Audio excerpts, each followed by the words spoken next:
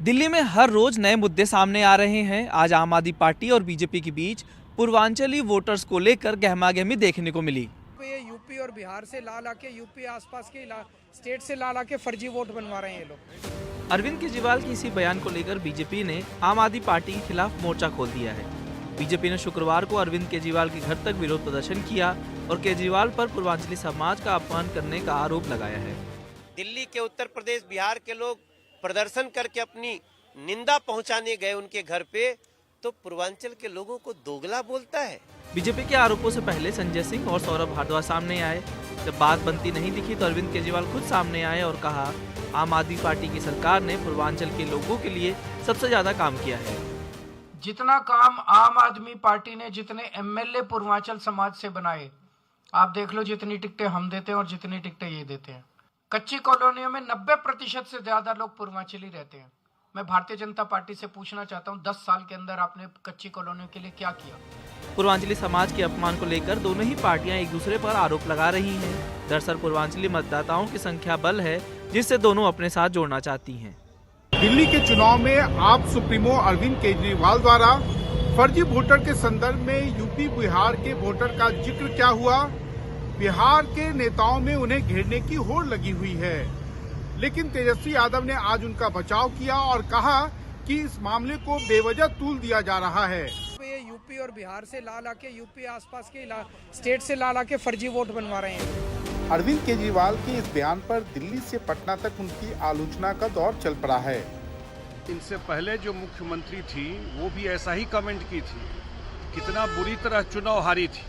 इस बार बिहार यूपी के लोग इनका हिसाब कर देंगे। देश की वो राजधानी है जहाँ पे देश भर से लोग आते हैं, और किस तरीके का संदेश आप उस राजधानी से आप देना चाह रहे हैं। और कल को आपको वोट भी इन्हीं का चाहिए, जाएंगे भी इनके पास और इन्हीं को गाली भी देंगे। हालांकि आप पार्टी के नेताओं ने इस मुद्दे पर शुक्रवार को सफाई दी और तेजस्वी यादव ने भी उनके इस बयान को गलत नहीं कहा। आम आदमी पार्टी ने हमेशा पूर्वांचल के, यूपी के, बिहार के लोगों का सम्मान किया। छठ के हजारों घाट बनाए दिल्ली के अंदर, और आज एक बात का बतंगड़ बनाने का काम भारतीय जनता पार्टी कर रही है। देखिए, वो चुनाव को लेकर के जो वोटर लिस्ट में जो वोट जुड़वाना हटवाने वाला जो है, ये तो बात उसका है। तो इसमें हमको नहीं लगता कि ज्यादा लोग जो है मुद्दा बनाने की कोशिश कर रहे हैं। फिलहाल सब जानते हैं कि पूर्वी भारतीय वोटर दिल्ली में सरकार बनाने में निर्णायक भूमिका अदा करते हैं, इसलिए सब उन्हें अपनी ओर करने में लगे हैं। हालांकि बिहार में कुछ दिनों से चल रहे छात्र आंदोलन में एक शांति सी छाई हुई है, खासकर जब से पुलिस ने प्रशांत किशोर को गिरफ्तार किया। लेकिन एक बार फिर से इसके तेज होने की खबर है। सूत्रों के मुताबिक छात्रों के एक गुट ने फिर से मुख्यमंत्री आवास के घेराव करने का मूड बनाया है। मतलब एक बार फिर से पुलिस और छात्रों का होगा आमना सामना। बिहार में चल रहा छात्र आंदोलन एक बार फिर सुर्खियों में आ सकता है, क्योंकि आंदोलन कर रहे छात्रों के एक गुट ने मुख्यमंत्री आवास की ओर मार्च करने का कार्यक्रम बनाया है। हालांकि उन्होंने इसकी आधिकारिक घोषणा नहीं की है, लेकिन आंदोलन कर रहे छात्रों में से कुछ ने इस कार्यक्रम की पुष्टि की है। सरकार के कान में जू नहीं, इंक्वायरी न कमीशन कराती है न सरकार कराया। इकोनॉमिक ऑफेंसिव पुलिस स्टेशन जो है वो भी नहीं करा रही है। ऐसे विरोध मार्च और मुख्यमंत्री आवास के घेराव के कार्यक्रम का सीधा मतलब है प्रशासन और पुलिस में टकराव। वही राजनीतिक दल इस मामले में बहुत सधे हुए वक्तव्य दे रहे हैं, चाहे वो एनडीए के साथी चिराग पासवान हो या फिर जन स्वराज पार्टी, जिसने इस आंदोलन में बढ़ चढ़कर हिस्सा लिया। गठबंधन और हमारी सरकार, इसके ऊपर लगातार चिंतन और मंथन किया जा रहा है। मैं जरूर छात्रों को विश्वास दिलाता हूं कि किसी के साथ भी कोई अन्याय नहीं होगा। उनके भविष्य के लिए जो उचित और सही फैसला होगा वो सरकार जरूर लेगी।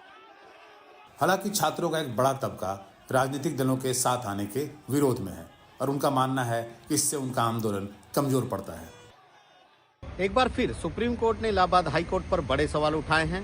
देश की सबसे बड़ी अदालत ने सबसे बड़े हाई कोर्ट के लिए इतना तक कह दिया कि यहाँ पर अर्जी दाखिल करने और केस की सुनवाई की व्यवस्था पूरी तरह ध्वस्त हो चुकी है। जाहिर है, इस तरह की टिप्पणी को सबको गंभीरता से लेना चाहिए। प्रधानमंत्री आवास के तहत बन रहे ये फ्लैट अब खटाई में पड़ गए हैं, क्योंकि सुप्रीम कोर्ट की तरफ से इस पर यथास्थिति बरकरार रखने के लिए कहा गया है। ये पूरा मामला क्या है, इसको समझने के लिए जान लीजिए कि सुप्रीम कोर्ट ने जमीन के विवाद में कैसे इलाहाबाद हाई कोर्ट में सुनवाई न होने पर असंतोष और नाखुशी जाहिर की। सुप्रीम कोर्ट ने कहा उसे नहीं पता कि यूपी के विधायक अब्बास अंसारी के प्रॉपर्टी विवाद पर इलाहाबाद हाई कोर्ट में सुनवाई क्यों नहीं हो पा रही है। सुप्रीम कोर्ट ने यह भी कहा कि इलाहाबाद हाई कोर्ट जैसे कुछ हाई कोर्ट का रवैया चिंताजनक है। सुप्रीम कोर्ट ने कहा कि इलाहाबाद हाई कोर्ट में लिस्टिंग फाइलिंग व्यवस्था ध्वस्त हो चुकी है। साथ ही कोर्ट ने कहा कि वो अब्बास अंसारी की याचिका पर जल्द से जल्द सुनवाई करे। चूंकि अथॉरिटी ने प्लॉट पर फ्लैट निर्माण का काम शुरू कर दिया है, तो अदालत ने वहां यथास्थिति बनाए रखने का निर्देश दिया, यानी उस दौरान वहां अब्बास अंसारी या सरकार की तरफ से कोई कार्रवाई नहीं होगी। किसी भी हाई कोर्ट के मुकाबले हमारे इलाहाबाद हाई कोर्ट जज, मतलब मैं कहूँगा with respect to all the जजेस, they are doing more work. मतलब शाम तक देर तक बैठते हैं, काम करते हैं। कभी जाके देखिए, जब उठते हैं उस वक्त 50 भी खड़े हो जाते हैं मेंशन करने के लिए, हमारा केस अभी ले लें, अभी ले लें, हमारा केस बचा है, इसमें स्टे एक्सपायर कर रहा है, जेल जा रहा है। अब सुप्रीम कोर्ट ने अब्बास अंसारी की याचिका पर सुनवाई के दौरान हाई कोर्ट पर बड़ी टिप्पणी की है। राजस्थान में स्कूलों के एकीकरण को लेकर विवाद खड़ा हो गया है।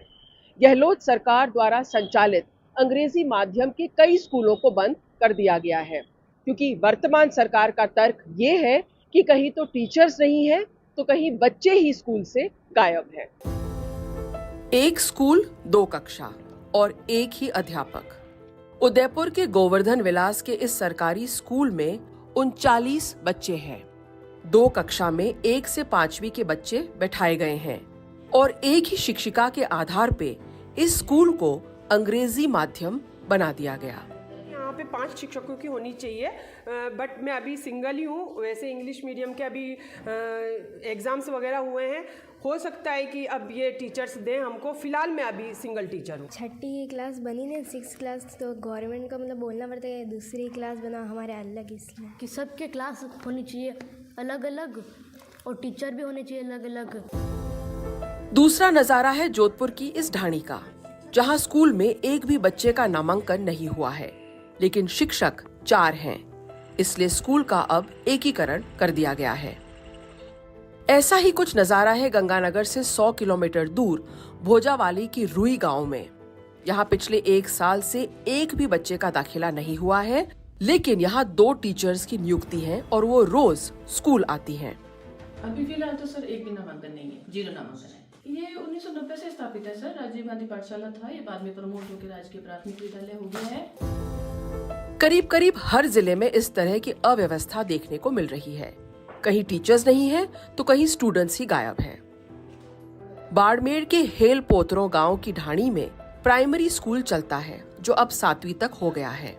यहाँ प्रिंसिपल सहित 8 पदों की स्वीकृति है, लेकिन सिर्फ 4 शिक्षकों की ही पोस्टिंग है।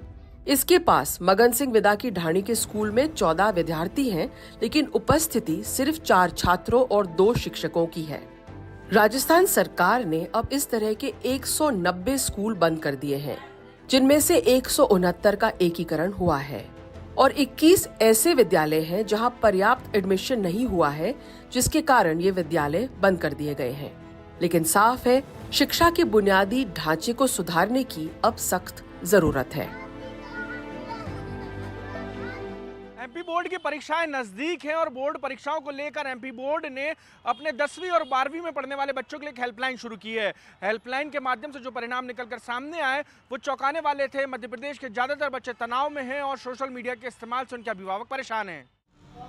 मध्य प्रदेश में 10वीं और 12वीं की बोर्ड परीक्षा शुरू होने वाली है। 10वीं कक्षा के लिए बेस्ट ऑफ 5 योजना खत्म हो गई है। सारे छात्रों को सभी विषयों में अच्छे अंक लाने की चुनौती है। कई अभिभावकों के भी कॉल्स आते हैं कि हमारे बच्चे का पढ़ाई में मन नहीं लग रहा है, तो हम किस तरीके से बच्चों को पढ़ाई की तरफ एकाग्रचित्त करें। हेल्पलाइन पर अब तक 1 लाख से ज्यादा कॉल आ चुकी हैं। 10वीं और 12वीं की परीक्षाएं 25 फरवरी से शुरू हो रही हैं। छात्रों के तनाव को देखते हुए एमपी बोर्ड शिक्षाविदों और मनोवैज्ञानिकों की मदद ले रहा है। टेक्नोलॉजी एक्चुअली एक बून न होकर के एक ये अभिशाप बन गई है हम लोगों के लिए, क्योंकि उसमें कहीं कोई फिल्टर नहीं है। बोर्ड की हेल्पलाइन पर रोजाना 400 से 500 कॉल आ रहे हैं। 30% से अधिक छात्र सोशल मीडिया की लत से परेशान हैं। हेल्पलाइन नंबर 180023300175 सुबह 8 से रात 8 बजे तक काम कर रहा है। माध्यमिक शिक्षा मंडल की हेल्पलाइन ने परीक्षा की तैयारी और तनाव कम करने में छात्रों और अभिभावकों को एक सहारा दिया है। जहां एक और काउंसलर छात्रों का समय प्रबंधन और विषय की तैयारी में मदद कर रहे हैं, वहीं अभिभावकों को भी बच्चों के सोशल मीडिया लत और ध्यान भटकाने की समस्या से निपटने के सुझाव दिए जा रहे हैं। यूपी के मेरठ में एक ही परिवार के 5 लोगों की हत्या कर उनके शवों को पैक करके बेड बॉक्स में डालने के मामले में पारिवारिक रंजिश हत्या की वजह के तौर पर सामने आ रही है। बताया जा रहा है कि एक जमीन के विवाद और कुछ पैसों के लेन देन को लेकर मोइन, उनकी पत्नी और 3 बेटियों की हत्या कर दी गई। इस मामले में पुलिस ने 2 आरोपियों को गिरफ्तार कर लिया है। ये तस्वीरें मेरठ के लिसाड़ी गेट इलाके की हैं। यहाँ किराए के घर में रहने वाले मोइन और उनके परिवार के 4 अन्य सदस्यों की हत्या किसी भारी चीज से मारकर कर दी गई। हत्यारों ने हत्या के बाद तसल्ली से घर में बैठकर सभी शवों को पैक किया।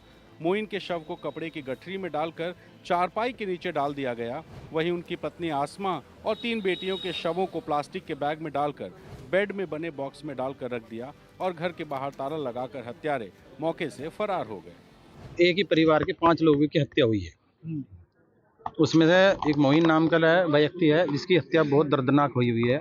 उसे बांध के मारा गया है। हम फोन कर रहे सुबह से आज कोई 11 बजे करीब से इनका फोन ही नहीं उठा। आपको कैसे पता है यहाँ पर? फिर यहाँ पे हम ढूंढना है, जब हमें पता नहीं लगा हमारा भैया नहीं आया, मिल नहीं रहा। पुलिस को शक है कि ये काम किसी परिचित या करीबी का है। इस मामले में पुलिस ने 3 नामजद और कुछ अज्ञात के खिलाफ मामला दर्ज कर 2 नामजद आरोपियों की गिरफ्तारी कर उनसे पूछताछ का काम शुरू कर दिया है। 2 नामजद अभियुक्त और कुछ अन्य संदिग्धों को पुलिस ने हिरासत में लिया है, जिनसे पूछताछ की जा रही है। सूत्र बता रहे हैं कि जिस जमीन पर मोइन घर बना रहे थे, उससे सटा हुआ मकान उनके सौतेले भाई अमजद का है। अमजद ने मोइन के साले से 4 लाख रुपए उधार लिए थे। इस बीच अमजद चोरी के मामले में दिल्ली में जेल चला गया तो पैसों के लेन देन को लेकर विवाद शुरू हो गया। अब मोइन घर बनाने लगे, उसको लेकर भी अमजद के घर वालों को आपत्ति थी। फिलहाल पुलिस इस पूरे मामले की जांच कर रही है। मुंबई टॉरस पॉन्जी स्कैम में कई सवाल उठ रहे हैं। सवाल पुलिस की भूमिका पर भी है। वहीं अगर मामले में जांच जल्दी शुरू की गई होती तो लोगों के साथ इतनी बड़ी ठगी नहीं होती। ये है मुंबई के टॉरस गहनों का शोरूम, जहां पर कई लोगों ने अपनी जमा पूंजी गंवा दी। इस मामले की जांच अब मुंबई पुलिस की इकोनॉमिक ऑफेंस विंग को सौंप दी गई है। मामले में टॉरस कंपनी के 3 वरिष्ठ अधिकारियों को गिरफ्तार किया गया है, जिनमें एक उज्बेक नागरिक और एक रूसी नागरिक शामिल है, जबकि अन्य आरोपी फरार हैं। इट इज़ बिलीव्ड कि वो पॉन्जी एंड MLM स्कीम को मिक्स करके एक स्कीम बनाते थे, जिसमें कुछ स्टोन्स दिए गए और उस स्टोन्स को लेने के बाद आपको पर वीक 3% से 7% के उनके कई स्लैब लोगों को प्रॉमिस किए गए। हज़ारों कार्ड बनाए गए और जो कस्टमर्स को दिए गए। कुछ कस्टमर्स को ये स्कीम्स उन्होंने प्रॉमिस किए थे, किसी को फ्लैट मिलेगा, कुछ लोगों को कार्स दी गई है और लकी ड्रॉ के तहत वो कुछ ये इस टाइप से कार्ड्स बांटते थे। इससे आकर्षित होकर काफ़ी लोगों ने इस स्कीम में इन्वेस्ट किया है। 1000 करोड़ का ये पॉन्जी स्कैम कई सवाल खड़े कर रहा है। इस मामले में पुलिस की भूमिका पर भी सवाल उठ रहे हैं। शिवाजी पार्क पुलिस स्टेशन के संबंधित अधिकारियों पर जांच भी बिठाई गई है। ये जांच ACP दर्जे के अधिकारी को दी गई है। जांच इस बात की होगी कि आखिरी महीने पहले संभावित टॉरस स्कैम की जानकारी होने के बावजूद कोई ठोस कदम क्यों नहीं उठाए गए। राजस्थान में ऑपरेशन साइबर शील्ड के तहत जयपुर पुलिस ने एक ऐसे फर्जी कॉल सेंटर का पर्दाफाश किया है, जहां ई-मित्र आईडी बनाने के नाम पर लोगों को ठगी का शिकार बनाया जाता था। पुलिस पड़ताल में इस बात का खुलासा हुआ है कि पिछले 6 महीने में ये बदमाश 500 से ज्यादा लोगों को लाखों रुपए का चूना लगा चुके थे। राजस्थान की राजधानी जयपुर में एक ऐसे फर्जी कॉल सेंटर का खुलासा हुआ है, जहां ई-मित्र के नाम पर लोगों से ठगी की जा रही थी। जयपुर पुलिस ने इस कॉल सेंटर पर दबिश देकर 4 लोगों को गिरफ्तार किया है। पुलिस पड़ताल में इस कॉल सेंटर के जरिए पिछले 6 महीने में 500 लोगों को ठगी का शिकार बनाने की जानकारी सामने आई है। पुलिस जाँच में खुलासा हुआ है कि इस कॉल सेंटर से बदमाश ई-मित्र की आईडी बनाकर देने का झांसा देकर शिकार को अपने जाल में फंसाते थे। बाद में कैशबैक के नाम पर आईडी बनाने के लिए मोटी रकम वसूल ली जाती थी। रुपए वसूलने के बाद कस्टमर का मोबाइल नंबर ब्लॉक हो जाता था और फिर से नए नंबर से ठगी का खेल शुरू हो जाता। लिंक इनके द्वारा भेजा जाता था। उस लिंक पे क्लिक करने पे तकरीबन 500 लोग इनके शिकार हो गए थे। इनसे वॉलेट में UPI इत्यादि के माध्यम से काफ़ी धनराशि इन्होंने अपने खातों में रिसीव कर ली। पुलिस की दबिश से पहले कॉल सेंटर का मालिक फरार होने में कामयाब हो गया। असम के डिमा हसाओ जिले के उमरांशु के पास कोयले के खदान में पिछले सोमवार से जो मजदूर फंसे हुए हैं, कोयले के खदान में पानी भर जाने के कारण उनको ढूंढने के लिए Assam rifles, navy, army, SDRF, NDRF सभी जुटी हुई हैं। कोयले के खदान में पानी निकालने के लिए पुरजोर कोशिश की जा रही है, मगर पानी का स्तर गिरता नहीं दिख रहा है। कोल इंडिया के इस पंप से 500 गैलन पानी हर मिनट निकाला जा सकता है। खान से पानी निकालने के लिए अब इस पंप को लगाने का काम जारी है। ये मजदूरों की खोज का सबसे अहम पड़ाव है। भारतीय सेना और नौसेना के गोताखोर यहाँ के गंदे और तेजाबी पानी में कुछ नहीं कर सके। मुश्किल ये भी थी कि भीतर कुछ भी दिखाई नहीं देता था। मजदूरों को निकालने के लिए पानी निकाला जाना सबसे जरूरी है, इसीलिए अब इन पंपों की मदद ली जा रही है। हालांकि समय लगातार बीत रहा है। हम नागपुर से बहुत क्षमता वाला पंप लेकर आए हैं, 500 गैलन प्रति मिनट वाला। आप देख रहे हैं कि इसे लगाया जा रहा है। 2-3 दिन में ये काम पूरा हो जाने की उम्मीद है। हमें जमीन के भीतर की स्थिति का अंदाजा नहीं लग रहा। पानी 30 मीटर नीचे तक है। हम समय गंवाना नहीं चाहते। सरकार ने ड्रोन से हवाई सर्वे करवाया है ताकि इस कोयला खदान तक पहुंचने वाले सभी नदियों, झीलों, पोखरों की जानकारी ली जा सके। कोल इंडिया और दूसरी सरकारी एजेंसियां इसके पहले 2018 में भी जयंतिया हिल्स की खदानों का पानी निकालने में नाकाम रही थीं। हालांकि शायद इस बार ये उतना लंबा ना खींचे। ग्रेटर नोएडा वेस्ट में एक बार फिर तेज रफ्तार का कहर देखने को मिला है। तेज रफ्तार जगुआर गाड़ी ने एक 14 वर्षीय छात्र को जोरदार टक्कर मार दी, जिससे वो गंभीर रूप से घायल हो गया। गुरुवार सुबह 6 बजे ग्रेटर नोएडा वेस्ट की स्टेलर जीवन सोसाइटी के पास एक तेज रफ्तार जगुआर एक किशोर को कुचलती हुई निकल गई। 14 साल का नीरज तब सर्विस रोड पर दौड़ रहा था। यूपी 16 CH 9861 नंबर की इस गाड़ी का ड्राइवर हादसे के बाद भाग निकला। छात्र को सिर और छाती में गंभीर चोट आई है। उसे एक निजी अस्पताल में भर्ती कराया गया है। डॉक्टर के मुताबिक उसकी हालत गंभीर है। छात्र के पिता ने बिसरख थाने में इस हादसे की शिकायत दर्ज कराई। पुलिस ने आरोपी चालक और वाहन को हिरासत में ले लिया है। गाड़ी सीज कर ली गई है। मामले में अभियोग पंजीकृत कर आगे की कार्रवाई की जा रही है। देवास में ये बिल्कुल दहलाने वाली खबर है। यहाँ एक महिला का शव फ्रिज में बंद मिला। पुलिस की जांच में पता चला कि महिला का शव पिछले 11 महीने से फ्रिज में बंद था। संजय पाटीदार नाम के शख्स ने अपने एक दोस्त विनोद देव के साथ मिलकर अपनी लिव इन पार्टनर प्रतिभा यानी पिंकी प्रजापति की गला घोंटकर हत्या कर दी थी। हत्या के बाद शव को उसने फ्रिज में रख दिया। ये 2024 की बात है। देवास के इस घर में 11 महीने शव फ्रिज में पड़ा रहा। जब बदबू आना शुरू हुई तो पुलिस को खबर की गई और मामला सामने आया। जो सस्पेक्ट का नाम आया था संजय पाटीदार, जो कि बलवीर से पहले का किराएदार था। एक सेपरेट टीम हमने गठित की थी जिसको संजय पाटीदार को कस्टडी में लेने के लिए डिप्लॉय किया गया था। टीम ने अच्छा काम किया और चंद घंटों में संजय पाटीदार को अपनी अभिरक्षा में लिया। संजय पाटीदार और उसका दोस्त विनोद देव उज्जैन के इंगोरिया के रहने वाले हैं। देवास में वो किराए के मकान में रहता था। 5 साल से पिंकी उसके साथ रह रही थी। वो शादी का दबाव बना रही थी। हत्या के बाद वो कमरा छोड़कर चला गया। मकान मालिक को किराया देता रहा। ये बात भी सामने आई कि वो शादीशुदा है। अब वो पुलिस की गिरफ्त में है। लेकिन 11 महीने एक शव को छुपा कर रखने की इस घटना से हर कोई सदमे में है। आपने कुल्हड़ में तो चाय पी होगी, लेकिन कभी इसे खाया नहीं होगा। आज हम आपको एक ऐसे चाय वाले से मिलवाने जा रहे हैं जिसकी दुकान पर लोग चाय पीने के साथ कुल्हड़ भी खाने आते हैं। महाकुंभ में पुनीत दुबे की चाय पीजिए और कुल्हड़ खा लीजिए। ये अनूठा आइडिया उन्हें कहाँ से आया? 3 फ्लेवर में अभी हमारे पास अवेलेबल है, वनीला और चॉकलेट और इलायची। अच्छा पुनीत भाई, ये बताइए कि चाय पिलाइए, ये बताइए चाय का क्या दाम है इसमें? चाय का दाम मात्र हमने 20 रुपए रख रखा है। 20 रुपए, सिर्फ 20 रुपए। चूँकि हमारी लागत आती है कुल्हड़ की 10 रुपए की, तो वो 10 रुपए और 10 रुपए मेरी चाय की। अभी तो हमने 10,000 पीस मंगा रखे थे, 10 से 20,000, लेकिन और ऑर्डर हमने लगा रखा है। इसका करीब 10 लाख पीस का ऑर्डर लगा रखे हैं। 10 लाख पीस? जी, जिस हिसाब से यहाँ की जनता की डिमांड आ रही है, मेरे को लगता है 10 लाख पार हो जाएगी। महाकुंभ में मक्के वाली चाय की दूर दूर तक चर्चा है।